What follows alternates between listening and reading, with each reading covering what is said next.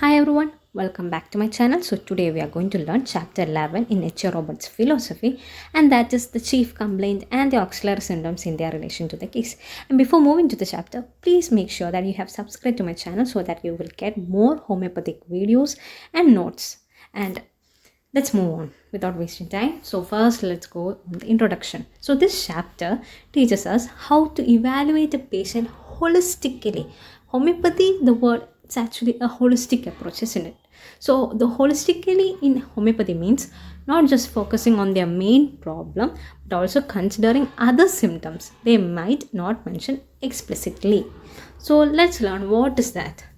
So how? So every case presents two distinct parts, and one is chief complaint, the other is auxiliary symptoms. So chief complaint are the symptoms that patient recognizes and reports. That is the symptom that makes the patient visit the doctor. That much important symptom.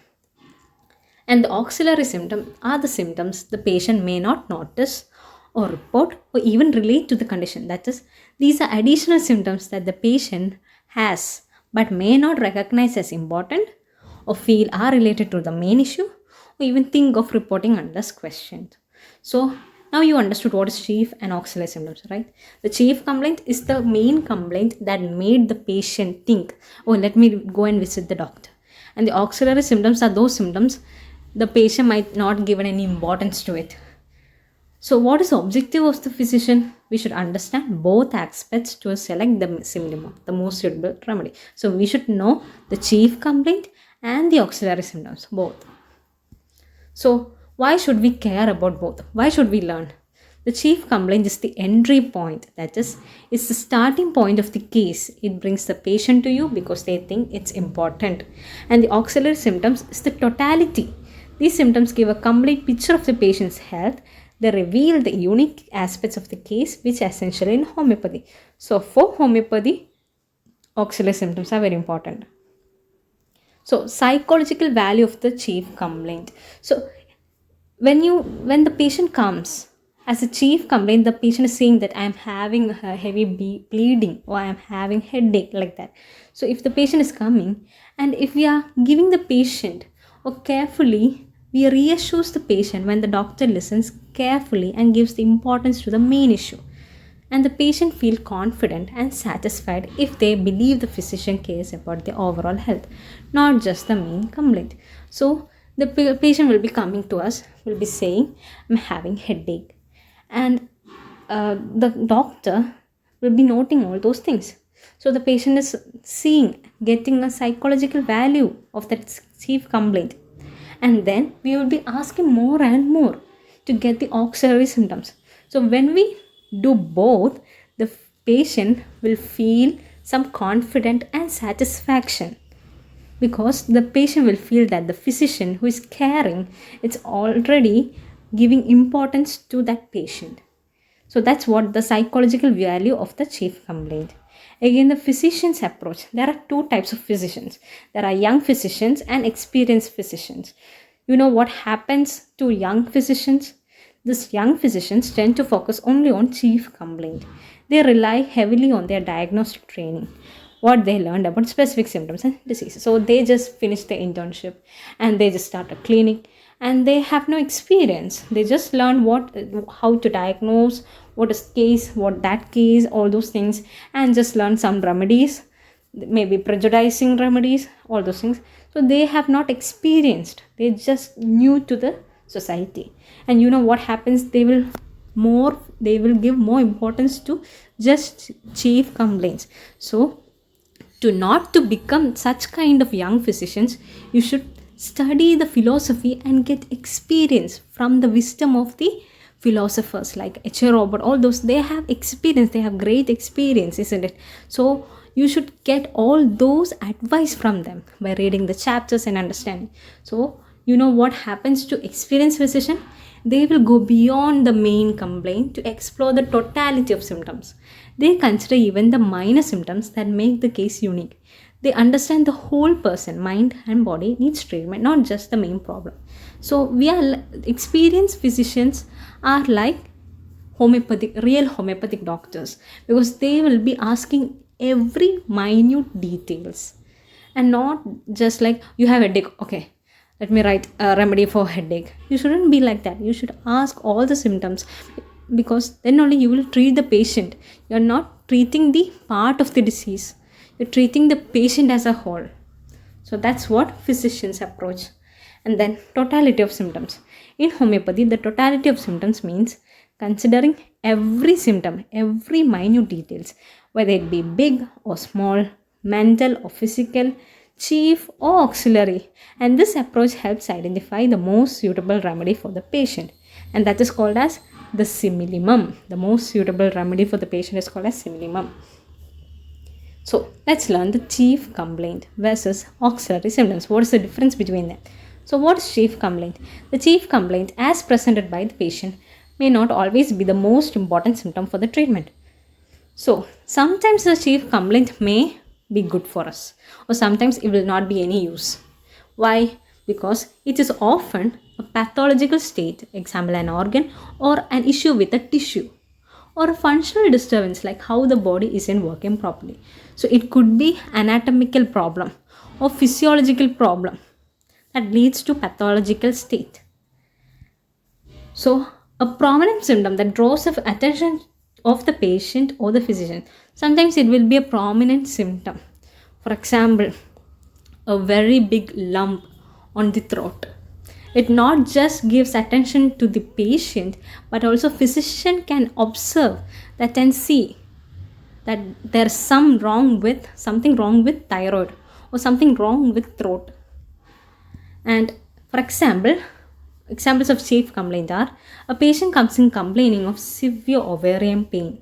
This is the chief complaint, but it does not necessarily guide us to specific remedy, because many remedies might address ovarian pain. So all these things are chief complaint. And now we're going to learn what are auxiliary symptoms. So moving to auxiliary symptoms, auxiliary or concomitant symptoms. So sometimes in your case studies, you have learned what are concomitant symptoms, and you'll be thinking, oh, the patient is not having any concomitant symptoms, just move that. But you should give importance to that also. If there are any additional symptoms that may seem unrelated to the chief complaint but essential for the overall understanding of the case, then you should give it importance, because then only it will give the totality of the patient. And these symptoms are often dismissed as accidental or meaningless in conventional pathology. So when we think about scientific basis or pathological basis, these symptoms are just waste. It is meaningless. But for us homeopaths, it is really important. We should note that down. That's why we are having a tabular column of concomitant symptoms or auxiliary symptoms or other symptoms. So this is also important. However, in homeopathy, these symptoms are highly valuable. Not the point, highly valuable, because they add individuality to the case. An example, along with the ovarian pain. As said before, example, a patient comes in complaining with severe ovarian pain. So let's give that example. A sharp pain in the back after meals. So along with the ovarian pain, the person she's having a sharp pain in the back after meals. Feeling unusually thirsty at night. And a sudden sensitivity to the cold air. So you'll be thinking all these symptoms as a waste, isn't it? She's having ovarian pain and she's having sudden sensitivity to cold air. Why it's not related? Let's just eradicate. Sorry for that. And that's how we are just giving it as meaningless. But you should think one thing. If you are having just the chief complaint of ovarian pain, then you can see there are more than 50 to 100 to 1000, maybe even more than 1000 remedies will be there that has ovarian pain. But to find the totality, if you're having all these 3 points, and when you take the case and when you finalize it by repertorizing it, you will just get 1 or 2 remedies or even 3 remedies. So that's how we are sieving the remedies. That's how we are repertorizing. That's the use of repertory. So that's how, what's the difference between chief complaint and auxiliary symptoms. So now you know the importance of auxiliary symptoms, isn't it? So Now let's move on to see what is next. Why are auxiliary symptoms important? These symptoms are crucial because they help in narrowing down the remedy, the minimum or the most suitable remedy for the patient. As I said, it helps us to sieve the remedies. It helps us to select the remedies. It will help in narrowing down. That is repertorization. Chief complaints often overlap in many remedies, making it difficult to pinpoint the correct one. And auxiliary symptoms provide specificity that allows us to eliminate the unnecessary remedies and focus on to the correct one. So why to waste time? That's why we are just getting auxiliary symptoms. And what is the limitation of the chief complaint? If you rely solely on the chief complaint to choose a remedy, it might lead to confusion because many remedies share the same symptom for the chief complaint. Example, over 50 remedies may cover ovarian pain, and over 150 remedies may address cerebral congestion. So, however, by combining the chief complaint with the auxiliary symptoms, we can significantly narrow the list of remedies. And in the text you have seen wrap of fabric. So what is wrap of fabric? The chief complaint forms the wrap of the fabric. Please underline that or highlight that word because that's important. Sometimes it may ask for 2 marks. So wrap of fabric means the basic structure of the case. And the auxiliary symptoms are the weft threads that add the individuality and uniqueness to the patient's condition. So by the word wrap of fabric means the chief complaint is like wrap of fabric. That is the basic structure of the case. So in this diagram you have seen the wrap is the long yarn that runs vertically up and down a roll of fabric. So when you zoom in, these are the wraps of fabric, the vertical ones that goes up and down. So these are the, and what about this? These are called as wefts that runs horizontal. So if you're considering the chief complaint as the wrap of fabric, then you should say that auxiliary symptoms are the weft threads. So to form the fabric, to form the cloth, we just not really needs wraps. So it's like a thread, isn't it? If you are only having wraps, then it's like thread. We need wraps and the wefts. So we need chief complaint and the auxiliary symptoms. And that is the explanation of the wrap of fabric, chief complaint. And now, let's move on. Practical example. Imagine a patient comes with ovarian pain, as said before. Here's how a homeopath would proceed. Start with the chief complaint, ovarian pain. Identify its characteristics. Example, dull pain, sharp pain. You should ask what kind of pain you have. So she will be saying, I am having sharp pain. So understand the pathological or functional basis. And next, you should look for auxiliary symptoms like modalities. Does the pain worsen during a specific time of the day or under certain conditions? Example, during cold weather. You should ask all those things. And other accompanying symptoms. Do you have any other symptoms other than ovarian pain?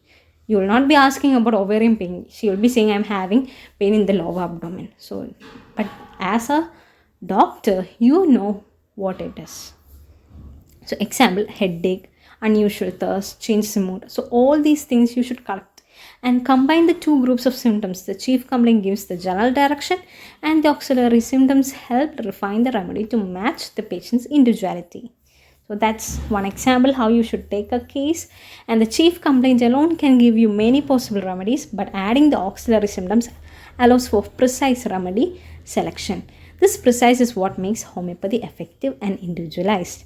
The chief complaint is the starting point, but it's the auxiliary symptom that guides us to the minimum, ensuring the remedy fits the whole person, not just the main symptom. The limitation of chief complaint. So you already know what is the limitation of chief complaint. The chief complaint is often broad and shared by multiple remedies, making it challenging to narrow down the minimum. So for ovarian, There are over 50 remedies. For cerebral congestion like headache and all, over 150. So just chief complaint, it's very difficult for us. A patient complaining over it may lead to consider 50 remedies. So all these examples help us that we not only should rely on chief complaint but also should give importance to auxiliary symptoms. Yeah, correct. So auxiliary or called as concomitant symptoms are additional symptoms that may seem unrelated to the chief complaint but occur simultaneously. That's the word you should remember, but occurs simultaneously. They are often ignored by pathologists but hold immense value in homeopathy because they reveal the individuality of the case, because homeopathy works based on individuality. For example, a patient with ovarian pain also mentions dry mouth alternating with excessive moisture. So it's alternating. A person with asthma might complain of cold hands and feet or anger preceding an attack. So these peculiar individual symptoms, that symptom is only seen in that individual. And that helps differentiate remedies and narrow the choice. So here you have heard the word alternating.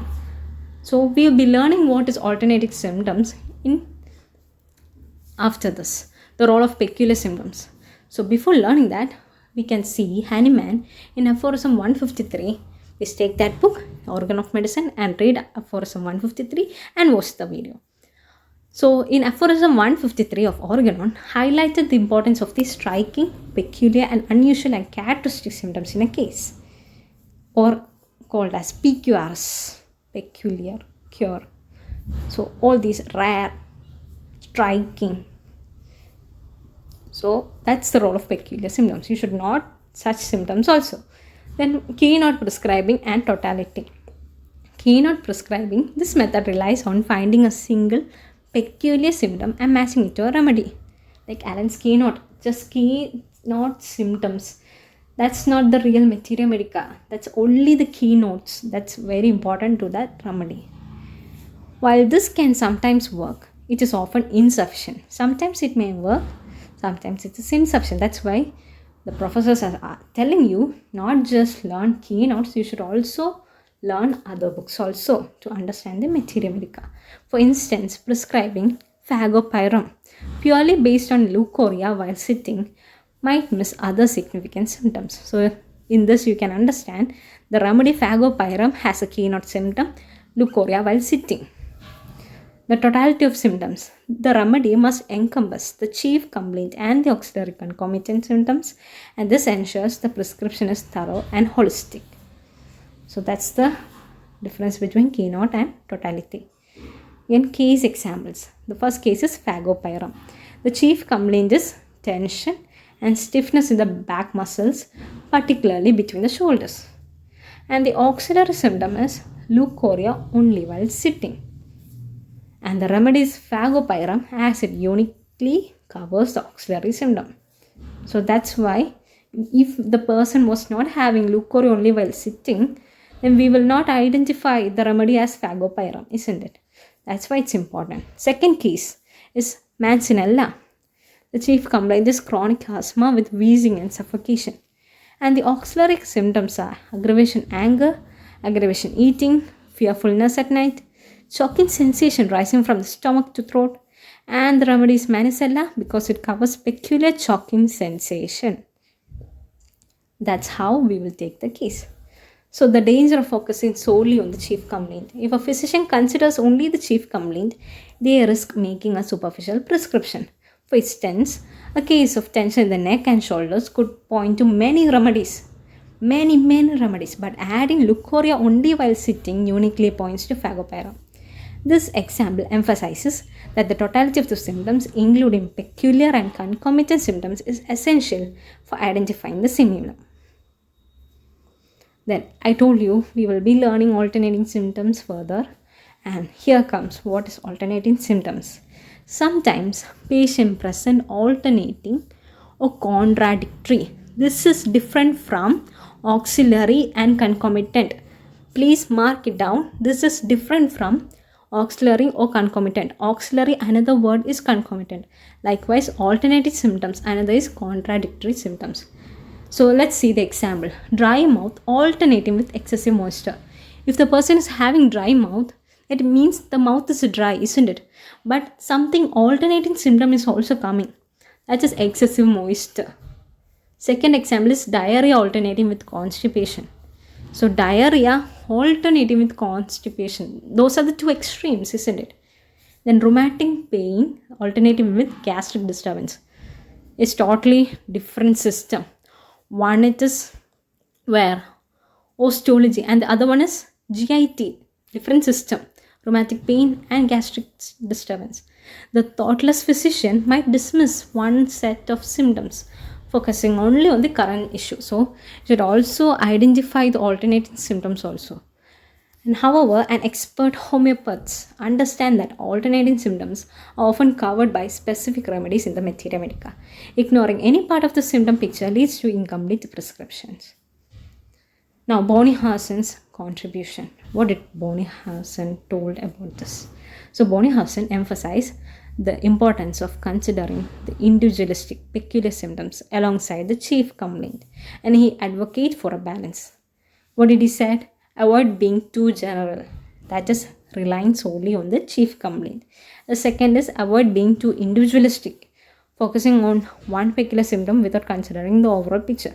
So you should not just give only importance to chief symptom, or you should not just give only importance on auxiliary. You should combine both. That's what Bonihausen said to you. To get the full picture of a person, you should get all the symptoms, the chief symptom, auxiliary, alternating, whatever symptoms is there. To get the full picture, write everything. And then only you could individualize the patient. So what are the key points to remember? Chief complaint attracts the patient's attention but often lacks individuality for remedy selection. And auxiliary symptoms reflect the individual's uniqueness and point to the minimum. And always aim to combine chief and auxiliary symptoms for holistic understanding. Use peculiar striking and characteristic symptoms as the cornerstone of prescribing. So, what is the practical application for students? As a student of homeopathy, take a complete case history, including chief complaints, auxiliary symptoms, and peculiarities. Use a repertoire to analyze the totality of symptoms. Match the symptoms to remedies in the Materia Medica. Confirm your choice by ensuring the remedy covers the totality, including the chief complaint and the peculiar symptoms. And in this chapter, whenever you write for an essay or 5 mark, whatever it is, when you write something, you should give an introduction and a conclusion. Then you should write the body of the question. So for introduction, even though if you don't want to write heading as introduction or conclusion, at least you should end it and begin with a paragraph, a small short paragraph. And that will be really nice. And it will help you to summarize it. So in this chapter, what does it conclude? The golden rule in homeopathy is to find the minimum by combining the chief complaint with the peculiar individualistic symptom. The remedy must address the patient's totality, ensuring that the prescription is both holistic and precise. This method guarantees the best chance of a true cure rather than temporary relief. So this is what H.A.Robertphilosophy is telling us in this chapter, the importance of auxiliary symptoms and chief complaint. So that's all about this chapter. I hope you understood. Please put a like, share, and put the notification bell and subscribe to my channel so that you will get more videos to watch like this. Thank you for watching. Hope you have a great day.